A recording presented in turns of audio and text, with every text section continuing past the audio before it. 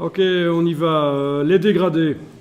Les dégradés, il y a des bibliothèques de dégradés. Bon, évidemment, les dégradés, on peut les faire soi-même avec la palette dégradée, mais on peut aussi utiliser des bibliothèques de dégradés. Donc, dans le nuancier, vous avez en bas à gauche l'icône des bibliothèques. Vous allez là-dessus sur le mot dégradé et vous allez chercher une bibliothèque de dégradés. Bon, par exemple, je vais essayer fruits et légumes. Ça ouvre une palette qui est non modifiable. Elle fait partie de la bibliothèque. Dans le menu de cette palette, je vais demander un affichage par grande vignette, comme ça je vois un peu mieux les dégradés. On peut passer aussi aux autres bibliothèques de dégradés qui étaient là, avec les flèches en bas ici. Hein. On les passe en revue. C'est la même chose que ce qu'on voyait dans le menu. Quand on est allé sur l'icône ici des bibliothèques dégradées, il y avait des sous-menus, c'est ça en fait. À un certain moment, si par exemple je continue de cliquer sur la flèche qui va vers la gauche là, je vais sortir de ce qui concerne les dégradés, je suis maintenant dans les catalogues couleurs. Je suis passé à un autre endroit du menu bibliothèque. Hein. Donc faites gaffe à ça. Là aussi, si je clique sur la flèche droite, à un certain moment, je suis dans les groupes de couleurs. C'est encore autre chose ça. Ok.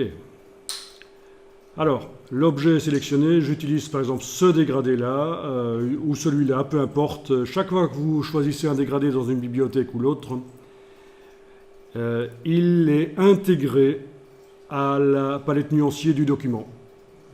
Même s'il n'est pas utilisé par un objet, il reste là intégré. Ce n'est pas un problème.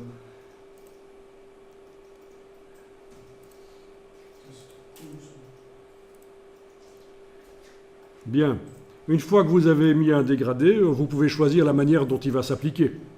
Avec l'outil ici dégradé, alors ne confondez pas l'outil dégradé avec l'outil rectangle, hein, parce que souvent c'est le coup qu'on me fait. Hein. Ici c'est vraiment l'outil dégradé. Vous allez pouvoir tracer sur l'image et mettre le dégradé différemment. Si vous voulez qu'il soit calé sur des axes, il faut enfoncer la touche majuscule pendant que vous le tracez, donc il est calé à 45 degrés ou à 90. Si j'appuie sur aucune touche, évidemment, voilà. Ne pas hésiter à zoomer en arrière pour pouvoir dessiner le dégradé en le faisant déborder en dehors des limites de l'objet, comme ça. Il n'y a qu'une partie du dégradé qui apparaît à ce moment-là, évidemment.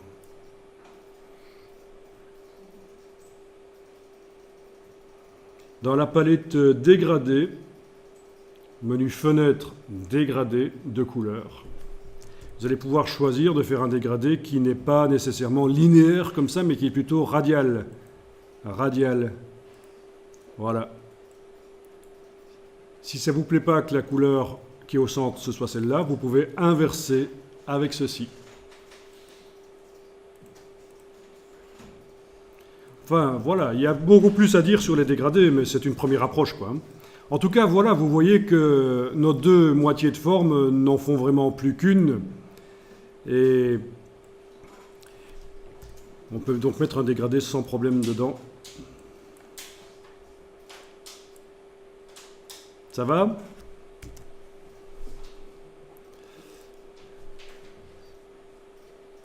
Bon, je vais enregistrer ça.